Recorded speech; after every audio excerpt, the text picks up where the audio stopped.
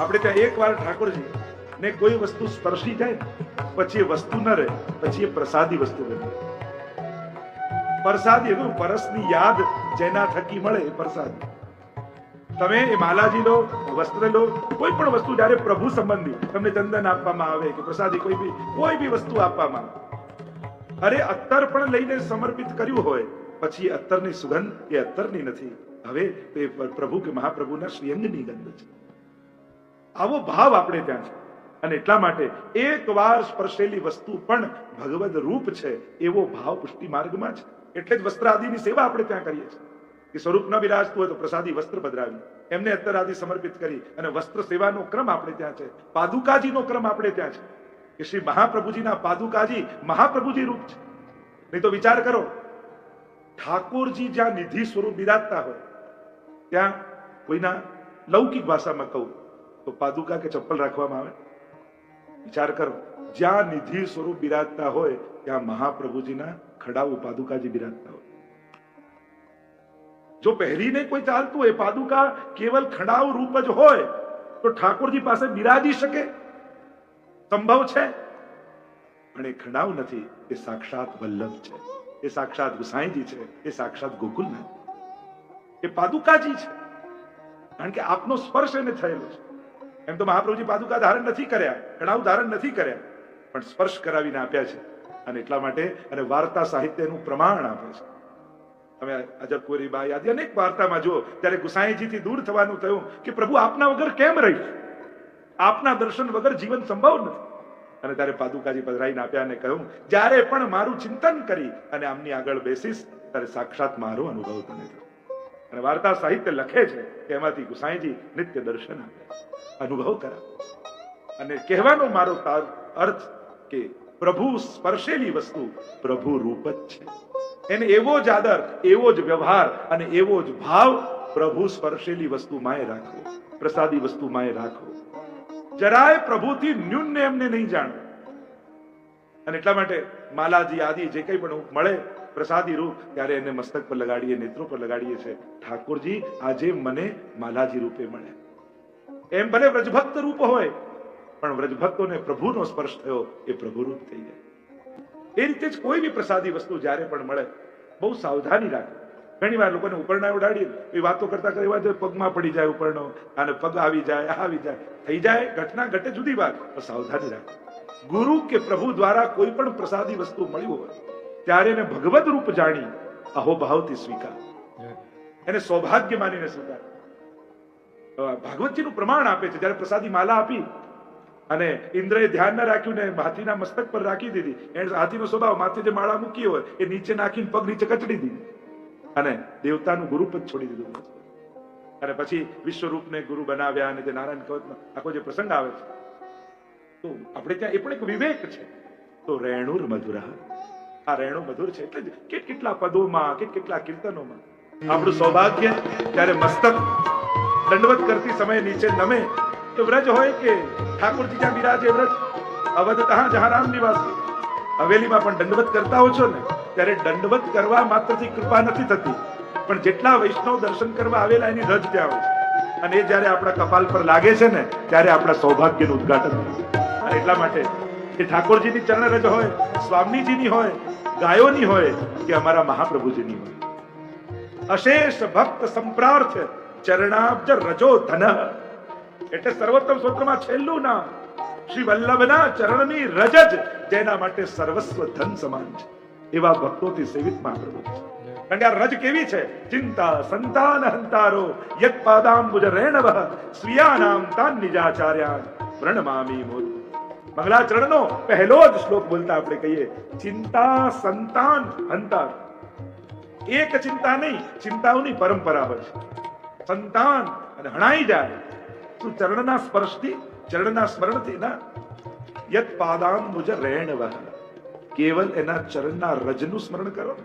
ચરણનું સ્મરણ થવું તો સૌભાગ્યની વાત છે, પણ કેવલ રજનું સ્મરણ થાય તો કેવું? એવા ચરણ રજ શ્રી મહાપ્રભુજીની છે કે સમસ્ત ચિંતાઓ સમાપ્ત થઈ જાય અને ચિંતન પ્રગટ થઈ જાય. શ્રી વલ્લભ પદ બંધો સદા સરસ હોત સબ જ્ઞાન રસિક રટત આનંદ સો કરત સુધારસ. આ કેવી ચરણ રજ છે. વલ્લભના ચરણોની રજ સાધારણ નથી, વલ્લભના ચરણ સાધારણ નથી. કેમ? કારણ કે વલ્લભ પદ વંદનો, ચરણને વંદન કર્યું, પણ ફલ શું મળ્યું? કરત સુધાર સ્નાન. કેવલ મહાપ્રભુજી ચરણ માથે નથી મૂક્યું, મુખારવિંદનું ફલ આપી દીધું છે. કૃષ્ણા ધરામૃતા સ્વાદ સિદ્ધિ રત્ર રસંશય. શ્રી વલ્લભના નામનું મહાત્મ્ય છે કે રાસનું જે ફલ ગોપીઓને મહારાસમાં મળે છે એ આજના જીવને કેવલ સર્વોત્તમ સ્તોત્રના પાઠ માત્રથી મળી જાય.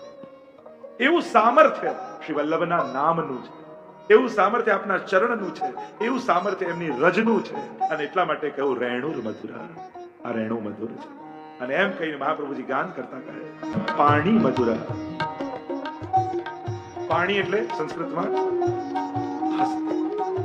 તમારી કંકોત્રીમાં નથી લખેલું પાણી ગ્રહણ સંસ્કાર, પાણી ગ્રહણ થશે એટલે કે હસ્ત. આપના હસ્ત મધુર છે. હવે જે સર્વાંગ મધુર હોય, અને હસ્ત તો કૃપાનું સૌથી મોટું માધ્યમ છે. આપણે ત્યાં કૃપાના અનેક માધ્યમો કયા. પ્રભુ નેત્ર દ્વારા કૃપા કરે, આ માધુર્યનું દાન કરે. કૃપા એટલે મધુરતાનું દાન. પ્રભુની કૃપા એટલે બીજું શું? ધારેલું ઈચ્છેલું પૂરું થાય ના, પ્રભુનું ધારેલું પૂરું થાય એ જ કૃપા છે. આપણે એમ વિચાર કરીએ કે મેં જે વિચાર કર્યો, મેં જે ધાર્યું, ઠાકોરજીએ પૂરું કર્યું, એને કૃપા કહીએ. અરે ના, પ્રભુએ મારા માટે જે ધાર્યું હતું એનું દાન કર્યું, કૃપા તો એ છે. પાણીર મધુરા, કૃપાના માધ્યમમાં નેત્રોથી કૃપા ઠાકોરજી કરે, મુખારવિંદથી કૃપા કરે, હસ્તથી કૃપા કરે અને ચરણારવિંદથી કૃપા કરે. આ ચાર પ્રધાન માધ્યમ છે અને જેના થકી ગોપીજનોને કૃપા રસનો અનુભવ થયો છે. અને એટલા માટે જ ગોપી ગીતમાં ગોપીજનો કહે છે વિરચિતા ભયમ એ વૃષ્ટિ ધૂર્ય, એ વૃષ્ટિઓમાં શ્રેષ્ઠ. વિરચિતા ભયમ વૃષ્ટિ ધૂર્યતે શરણમીયુષામ સંસુતેર ભયા. આ સંસારથી ભયભીત થઈ અમે આપણા શરણે આવીએ. સંસાર માંગવા ભગવાન પાસે ન જવાય, સંસારના ભયથી ભાગીને ભગવાન પાસે જવાય. કે ક્યાંક સંસાર મને પોતાનો ન કરી લે. ભક્તોને ડર શેનો હોય છે? ભક્તોને એક જ વાતનો ડર હોય છે, ક્યાંક હું લૌકિક નથી, ક્યાંક હું સંસારનો ન થઈ જાઉં, એનો જ ડર હોય.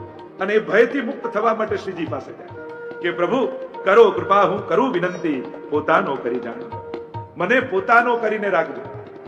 સંસારમાં ભલે છું, નાવ પાણી માટે જ હોય, પણ નાવમાં પાણી ન આવવું જોઈએ. પાણીને કારણે જ નાવ છે તો જ તરે, પણ પાણી નાવમાં આવી જાય તો ડૂબી જાય. સંસારમાં રહેવું છે, વ્યવસ્થા છે, અને એને કારણે જ સેવા કરવાની પણ સુવિધા મળે છે, પણ સંસાર મારી ભીતર ના આવી જાય. ભક્તોને ભય સંસારનો છે.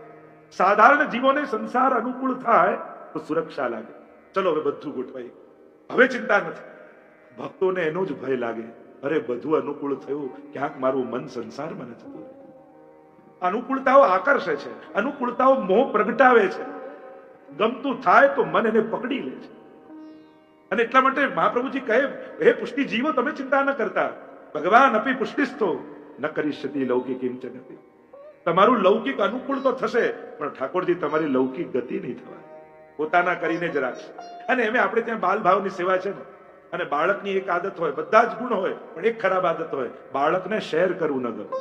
એક વાર તમે એને કહી દો કે આ તારા માટે છે, પછી એના બંને ભાઈઓ હોય, મોટો નાનો ગમે તે હોય, મને મમ્મીએ આપ્યું છે, કોઈ જ નહીં આપે. શેરિંગ ન ગમે. આ મારા ઠાકોરજી પણ એ વાત છે. એક વાર બ્રહ્મ સમન લેતી સમય તમે બોલી દીધું ને, હે કૃષ્ણ હું તારો થયો, પ્રભુએ કહ્યું હજી વિચારી લે, હા કૃષ્ણ હું તારો થયો, હજી કહું છું વિચારી લે, હા કૃષ્ણ હું તારો થયો, હવે બીજાનો નહીં થવા દે, હું તો મારો થઈ ગયો. 3 વાર પંચાક્ષર બોલી પ્રભુ આગળ પાકું કરીએ છે કે હે કૃષ્ણ હું તારો છું. અને જયારે આ સભાનતા સાથે સંસારમાં રહો છો ને, કે હું સંસારમાં છું પણ છું કૃષ્ણ, હે કૃષ્ણ હું તારો છું. અને આ જયારે જીવન મંત્ર બની જાય, આ શબ્દ નથી, આ તો જીવનની સૂઝ છે. આવી સૂઝ જયારે પ્રગટ થઈ જાય કે હું કૃષ્ણનો છું, અને કૃષ્ણના થઈને ગમે તેવી જગ્યાએ તમે જાઓ, કોઈ ચિંતા નહીં. પણ સંસારના થઈને મંદિરમાં આવશો તોય સંસારના જ રહેશો, ભગવાનના થઈને સંસારમાં જશો તોય ભગવાનના રહેશો, અને સંસારના થઈને ભગવાન પાસે આવશો તો ત્યાંય સંસાર ગોતી લેશો. અને એટલા માટે રહીએ સંસારમાં પણ જીવીએ કૃષ્ણના બની. હે કૃષ્ણ હું તારો છું. બસ આટલો જીવન મંત્ર બની જાય તો કેટલું સરળ અને સુગમ થઈ જાય. કોઈ ગ્રંથોને ગોખવાની જરૂર ન પડે. લોકોને તો પાઠ યાદ કરવાનું ટેન્શન થઈ જાય. કે આ મોઢે જ નથી થતું. તો કયા શાસ્ત્રમાં એવું લખ્યું છે કે મોઢે બોલો તો વધારે ફલ અને વાંચીને બોલો તો ઓછું ફલ મળે? એવું ક્યાંય લખ્યું છે? તો પછી વાંચીને કરો, કરો તો ખરા. ઘણાની અંદર મોઢે કરીએ તો જ બધું, એ જરૂરી નથી. થઈ જશે તો મોઢે હૃદયારૂઢ થઈ જશે. સત્સંગમાં કથામાં લોકો ટેન્શનમાં બોલે, આટલું જે બોલ્યા ને આમાં તો યાદ નહીં રહેતો. તો કોણ તમને કે સત્સંગમાં યાદ કરવા? આ કોઈ સ્કૂલનો ક્લાસીસ થોડી છે. આ તો કથા પંડાલ છે, આ તો ભગવત ચર્ચા છે. કાન માટે કે બુદ્ધિ માટે થોડી છે. કથાના શબ્દો હૃદયને સ્પર્શે ને. કદાચ શબ્દો ભૂલી જશો પણ ભાવ તમારાથી કોઈ નહીં લઈ શકે. એ ભાવ તો જાગૃત જ રહેશે જે કથામાં તમને સ્પર્શ્યો છે. આ તો પારસમણીના સ્પર્શ જેવું છે. ઘાટ ગમે તે હોય પણ પારસમણી એને સોનું કરી દે છે. એમ જ હૃદયને સ્પર્શેલા સત્સંગના ભાવો હૃદયને સુવર્ણમય બનાવે. આપણે ક્યાં ગોખવાની જરૂર છે? આપણે ક્યાં મોઢું કરવાનું છે? એટલે મારી કથામાં તો આવા ટેન્શન જોડે બેસતા જ નહીં કે યાદ રહ્યું કે ના રહ્યું. અહીંયા તો હૃદય ખોલીને બેસજો, ભાવને સ્પર્શવા દેજો, અને ભાવ સ્પર્શશે તો એક જુદો ભાવ હૃદયમાં જાગશે. જે ચર્ચા કરી રહ્યા છે, પાણીર મધુર પ્રભુનો હસ્ત ઉત્તમ માધ્યમ છે. ગોપીજનો કહે, સંસારના ભયથી આપના શરણે આવ્યા છે. કર સરોરહમ કાંત કામદમ શિરસી દેહિના શ્રી કરગ્રહમ. લક્ષ્મીજીએ જે કર કમલ પકડ્યો છે, એ લક્ષ્મીજીનો કરકમલ જે આપે પ્રદાન કર્યો છે એમને, એ કરકમલ શિરસી દેહિના, એ અમારા મસ્તક ઉપર આપ પધરાવો. કારણ આપના આ કર, આપના હસ્ત જ્યારે મસ્તક પર આવશે ત્યારે અમારો સંસાર સમાપ્ત થઈ જશે. સમસ્ત સંસારની આસક્તિઓ નિર્મૂલ થઈ જશે. કારણ કે આપના કર એ કમલ જેવા છે. કર સરોરુહમ, જેમ કમલ કાદવમાં રહેવા છતાં નિષ્પૃહી છે, એનો સ્પર્શ કરતો નથી, એમ આપનો કર કમલ જેના મસ્તક પર પડે, પરમ કૃપાલ શ્રી વલ્લભ નંદન કરત કૃપા નિજ હસ્ત દે માથે. કૃષ્ણદાસ અધિકારીથી અપરાધ થયો. 6 માસનો વિયોગ ગુસાઈજીને કરાવ્યો, અને ગુસાઈજીએ કહ્યું કૃષ્ણદાસ બહાર નહીં આવે ત્યાં સુધી અન્ન જળ નહીં લે. પશ્ચાતાપ થયો, અરે અપરાધ જેનો થયો એ આવી કૃપા કરે છે. ભાગતા ભાગતા ગયા, ગુસાઈજીના બંને ચરણોને પકડી લીધા. અશ્રુપાત કરતા ગુસાઈજીના મુખારવિંદની સામે જોયું, થયું કે હમણાં ગુસાઈજી ખીજશે, અને એમણે તો મસ્તક પર વહાલથી હાથ મૂકીને કહ્યું, કૃષ્ણદાસ કાલથી સેવામાં આવી. આવા પરમ કૃપાલ ગુસાઈજી, અને એમનો કરકમલ મસ્તક પર પડ્યો. આપણે ત્યાં તો કહેવાય કે ગુરુનો માથે હાથ પડે એટલે ગુરુએ ફેરવેલી જેટલી માળાઓ હોય એમનું ભજન એમના હાથમાં હોય, અને એ જ્યારે મસ્તક પર પડે ત્યારે દુર્ભાગ્ય સૌભાગ્યમાં ફેરવે. ગુરુ આપણા ભાગ્યમાં સંસાર નથી લખતો, ગુરુ આપણા ભાગ્યમાં ભજન લખે છે. ગુરુ આપણા ભાગ્યમાં સેવા લખે છે. ગુરુ આપણા ભાગ્યમાં ભગવત નામ લખી દે, અને અહર્નિશે ભગવત નામ જીવની સાથે. એવો કરકમલ એટલે કહ્યો પાણીર મધુર. આપનો કર મધુર છે. કેમ મધુર છે? કારણ કે મહાપ્રભુજીને યાદ આવ્યું શ્રીનાથજી પ્રગટ થયા છે, અને પાણીર મધુર એટલે શ્રીનાથજી બાબાના બે હસ્ત કેવા છે? એક તો નિકુંજના દ્વાર ઉપર ઉભા રહી ઊંચો હાથ કરી આવ આવ આવ આવ બોલાવી રહ્યા છે. ઉક્ષિપ્ત હસ્ત પુરુષો ભક્ત માકાર બોલાવે છે. નિકુંજના દ્વાર પર ઉભા રહી. હવે આવો પ્રેમ કરનારો પરમાત્મા ક્યાં મળવાનો? બીજા બધા લોકોને તો પરમાત્મા ગોતતા ગોતતા ક્યાંય ગુહ્ય ગુહ્ય છે, ક્યાંય પરમાત્મા અક્ષર બ્રહ્મને પૂર્ણ બ્રહ્મને ક્યાં યાત્રાઓ કરવી પડે. અને યદગત્વા ન નિવર્તન્તે તદ્ધામ પરમમ મમ ન તદ્ભાસતે સૂર્યો ન શશાંકો ન પાવકા. કેવું ધામ પરમાત્માનું, અતિ ગુહ્ય. ક્યાં પહોંચવાનું કોણ જાણે? પણ અહીંયા આ પરમાત્મા રાહ નથી જોતો કે તું મારા ગોલોકમાં ક્યારે આવીશ. એ તો દ્વાર પર ઉભો રહીને બોલાવવા આવે છે. આવી જા, આવી જા. ઊંચો હાથ કરીને બોલાવી રહ્યા છે. અને બીજો દક્ષિણસ્થ જમણો મુઠ્ઠી બાંધી અંગૂઠો બહાર કાઢીને કમરમાં રાખ્યો છે. મુઠ્ઠી એટલે કે ચરણોમાં આવ્યો એટલે એના હૃદયને બંધ કરી લીધો મુઠ્ઠી. હવે તારું હૃદય મારું થયું, મારો થયો છું તું. અને મામે વયે પ્રપદ્યંતે માયા મેતામ તરંતી તે. જે મારા થાય માયાને તરે. એટલે અંગૂઠો બહાર કાઢી અહીંયા માયાને અંગૂઠો બતાવે છે કે હવે આ જીવ તારા કામનો રહ્યો નથી, મારો થયો. હવે તું આ તારો પ્રભાવ આના પર નહીં પડે. પાણીર મધુરા એના એમ તો દરેક સ્વરૂપોના શ્રેષ્ઠ જુઓ ને તમે. મથુરાધીશના જુઓ તો શંખ ચક્ર ગદા પદ્મ લઈને ટાળા. તમે વિઠ્ઠલનાથજીના જુઓ તો બંને હસ્ત કમર પર છે. દરેકના ભાવો છે.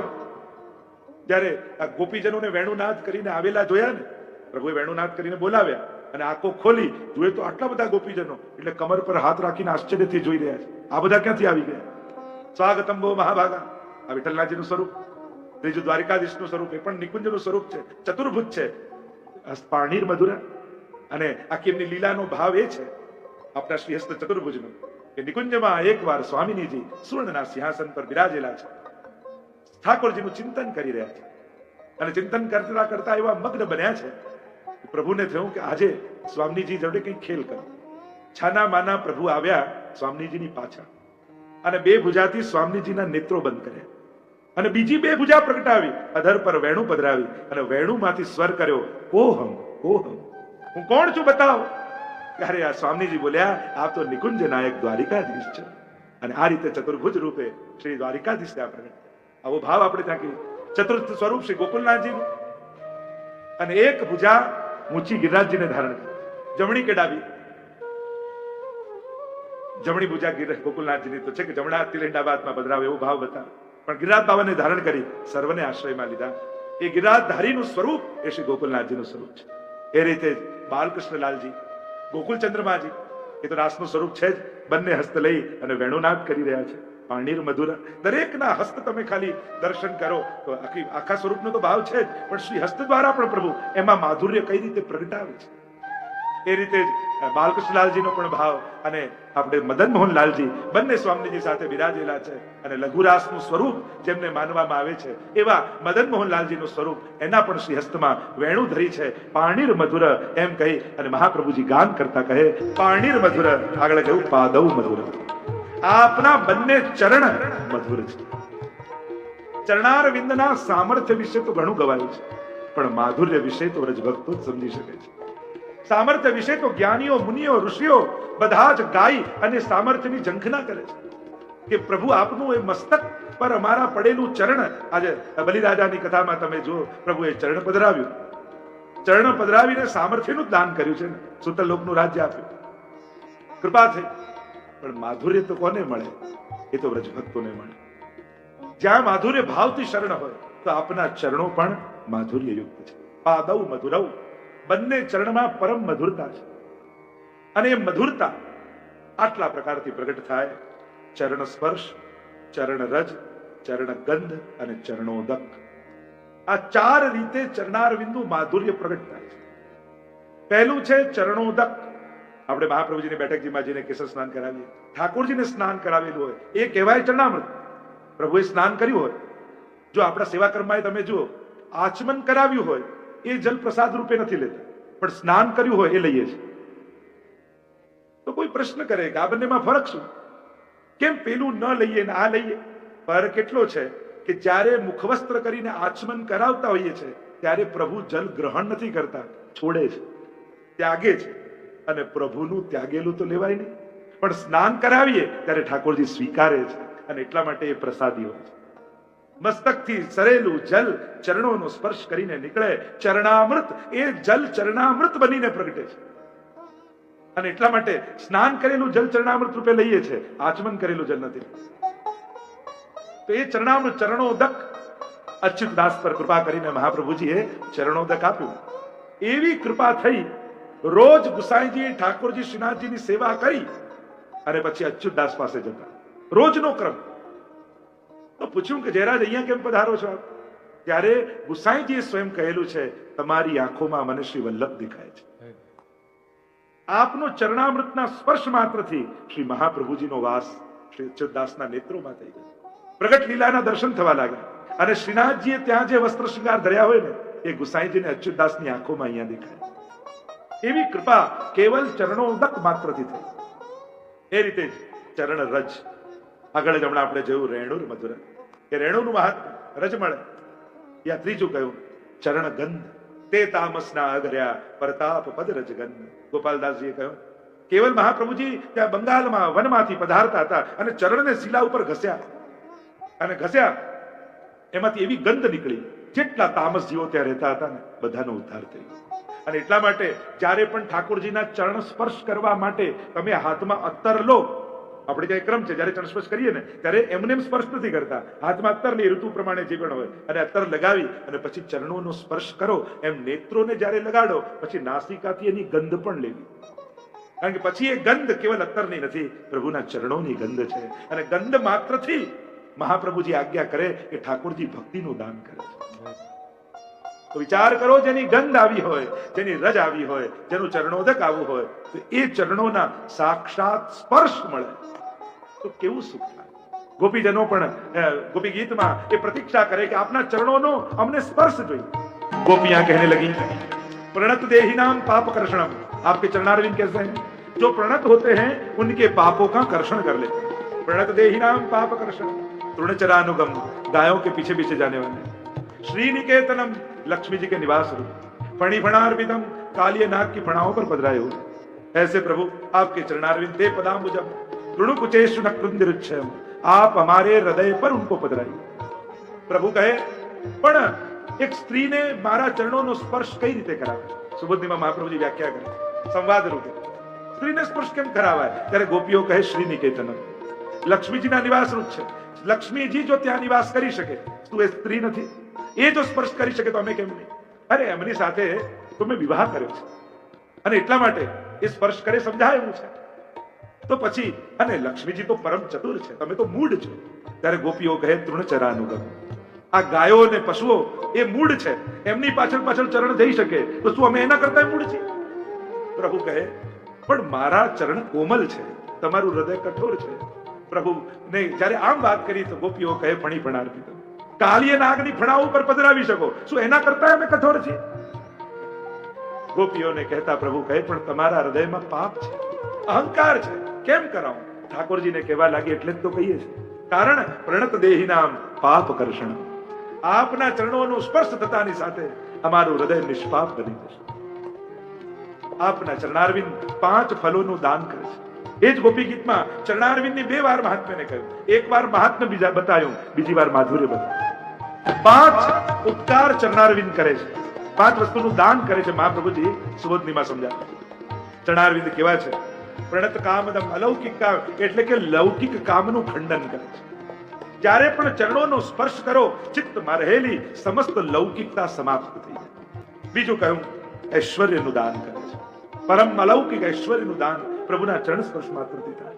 ત્રીજું કહ્યું શરણમાં આવેલા જીવની પ્રત્યેક ઈચ્છાઓની પૂર્તિ કરે, કારણ કે આ તો કલ્પવૃક્ષ સમાન છે, જે ચરણોનો આશ્રય કરે ને સકલ મનોરથો પૂરા થાય. ચોથું કહ્યું શોભાને આપે છે. અને પાંચમું કહ્યું ભક્તના સમસ્ત દુઃખોને દૂર કરે છે. સમસ્ત જીવના આવેલા સમસ્ત લૌકિક દુઃખો સમાપ્ત થઈ જાય અને પરમ અલૌકિક સુખની પ્રાપ્તિ થાય. પ્રભુના ચરણારવિંદ 10 આંગળીઓ અને ઉપર 10 નખચંદ્ર. એટલે જ્યારે પણ આપણે ચરણારવિંદના દર્શન કરીએ, સ્પર્શ કરવા જઈએ તો સૌથી પહેલા નખચંદ્રના દર્શન કરવા જોઈએ. શ્રી વલ્લભ નખચંદ્ર છટાવિન સબ જગમાં જંધેરો. એટલે જ કહ્યું ને, પ્રકાશ ક્યાં છે? યદંગ્રી નખમંડલ પ્રસુત વારી પીયુષયુક્ત વરાંગ હૃદયૈ કલી. સપ્ત શ્લોક. વરાંગ હૃદયૈ કલી તૃણમિવેહ તુચ્છીકૃતા. કહ્યું કે આપના ચરણમાંથી વહેતી સુધા, એ નખચંદ્રનો પ્રકાશ, એની આગળ આ કલિયુગ પણ તૃણ જેવો થઈ જાય. અને એટલા માટે એ નખચંદ્રના પ્રકાશ એટલે સૌથી પહેલા ચરણ સ્પર્શ કરતા પહેલા નખચંદ્રના દર્શન કરવા, કારણ કે 10 પ્રકારની ભક્તિનું દાન કરે છે. અને 10 પ્રકારની ભક્તિ એ ચરણારવિંદના દર્શન માત્રથી થઈ. ચરણની ગાથા અનેક પ્રકારથી ગવાય છે. આ ચરણારવિંદ કઈ રીતે કૃપા કરે, એમ તો હરિરાય મહાપ્રભુજી આદિએ તો ચરણ ચિહ્નની ભાવના આદિ બતાવી છે કે પ્રભુના બંને ચરણારવિંદમાં મધુરતા શેની છે? પાદૌ મધુરૌ. અને તમે દરેક સ્વરૂપોને જુઓ, શ્રીનાથજીને સાથે સ્વરૂપ, એમના ચરણની મુદ્રા જુઓ તો એમાં પણ માધુર્ય છે. ક્યાંક સીધા ચરણ છે અને ક્યાંક પ્રભુ જ્યારે વેણુનાદ કરે છે ત્યારે પ્રભુના ચરણારવિંદ કેવા હોય છે? ડાબા ચરણ ઉપર જમણો ચરણ પધરાવી અને પછી પ્રભુ વેણુનાદ કરતા હોય છે. એમાં પણ પુષ્ટિ અને મર્યાદા એવા બંને પ્રકારનો ભાવ, એમાં એકનો આધાર લઈ અને પછી પ્રભુ વેણુના નાદ કરતા હોય. પ્રભુનું એમાંય ભંગ છે અને એ ત્રિભંગીમાં એક ભંગ ચરણારવિંદમાં છે. એની અનેક પ્રકારની ગાથાઓ ગવાઈ, પણ એમાં માધુર્ય શેનું છે? તો કે શ્રી ઠાકોરજીના ચરણારવિંદમાં રહેલા આ ચરણ ચિહ્નો. થોડીક સંક્ષિપ્તમાં જો દર્શન કરીએ એ ચરણ ચિહ્નોની ભાવનાનું, તો પ્રભુના વામ ચરણમાં ગોપદનું ચિહ્ન છે. આ ગાયોનું ચરણ ચિહ્ન એ ચરણ સમસ્ત તીર્થોનું પ્રતીક છે. એટલે કે જ્યારે ચરણોનો સ્પર્શ કરો છો, એ સ્પર્શ માત્રથી યા ચરણારવિંદના ચિહ્નોનું ચિંતન કરો છો, ત્યારે ગોસ્પદનું ચિંતન સ્મરણ કર્યાથી સમસ્ત તીર્થ યાત્રાઓનું ફળ મળી જાય. કારણ કે ગાયની અંદર સમસ્ત તીર્થોનો વાસ છે, સમસ્ત દેવતાઓનો વાસ છે. અને એનું સ્મરણ કરવા માત્રથી સમસ્ત તીર્થોનું ફળ.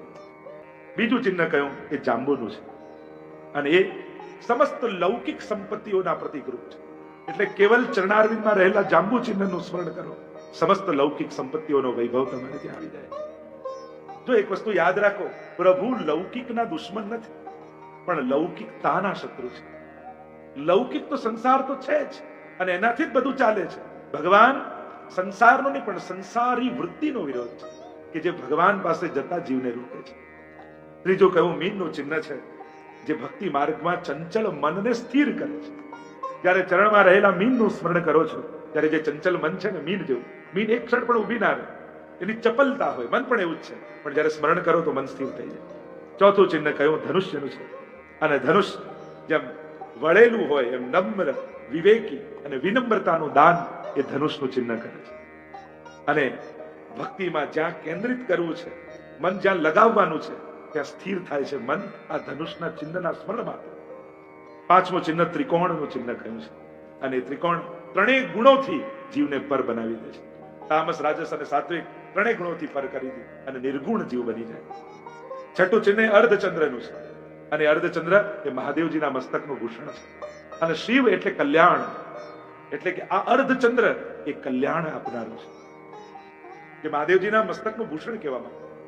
અને સાતમું ચિહ્ન એ આકાશ છે, એ વ્યાપકતા છે, સર્વને સમાવી લેવાનું, ને આકાશ સૂક્ષ્મ પણ છે. તો એમ એના સ્મરણ માત્રથી આકાશની જેમ ભક્તની વૃત્તિ ઊંચી ચડે છે.